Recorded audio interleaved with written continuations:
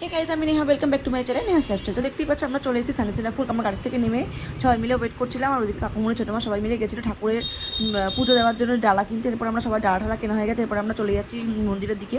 তো মন্দিরটা বেশ সুন্দর ছিল। আমরা কিছুটা হেঁটে মন্দিরের দিকে গাড়ি পার্কিংয়ে ছিলাম, পার্কিং থেকে বেরিয়ে আমরা মন্দিরে চলে এসেছি। এবার মন্দিরের ভিতর দিকে সবাই ঢুকে যাচ্ছি। এখানে মোটামুটি লাইন ছিল, তো হালকা পাতলা লাইন ছিল। আমরা হালকা লাইন দিয়ে দাঁড়িয়ে তারপরে আমরা সবাই মিলে চলে গেছিলাম মন্দিরে। তো মন্দিরের ভেতরে ফোন অ্যালাউ ছিল না বলে, আর প্রচণ্ড ভিড় ছিল বলে আমরা কোনো ভিডিও ক্লিপ দিতেও পারিনি। তারপর আমরা মন্দির থেকে বেরিয়ে তারপর আমরা চলে যাব হচ্ছে গিয়ে বাইরে, মানে পুজো টুজো দেওয়া হয়ে গেছে আমাদের, আর ওখানে ভিডিও করা অ্যালাউ ছিল না বলে আমরা ভিডিও করতে পারিনি। এই যে দেখতেই পাচ্ছ বাইরে থেকে তোমাদের মন্দিরটা দেখাচ্ছি।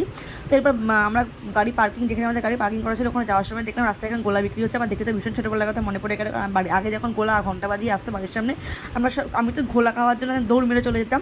আর সবাই অলরেডি চলে গেছিলো গাড়ি পার্কিংয়ের ওখানে গাড়িতে, আর আমি তমাল, বনু আর মামি ছিলাম। আমরা 4 জন মিলে গোলা খাচ্ছিলাম। তো গোলা টোলা নিয়ে আমরা চলে গেছিলাম গাড়িতে। তো এটাই ছিল আজকে আমার মিনি ব্লগ। আমার চ্যানেলটা ভালো লাগে লাইক কমেন্ট শেয়ার করে দেবেন। Thank you for watching, tata.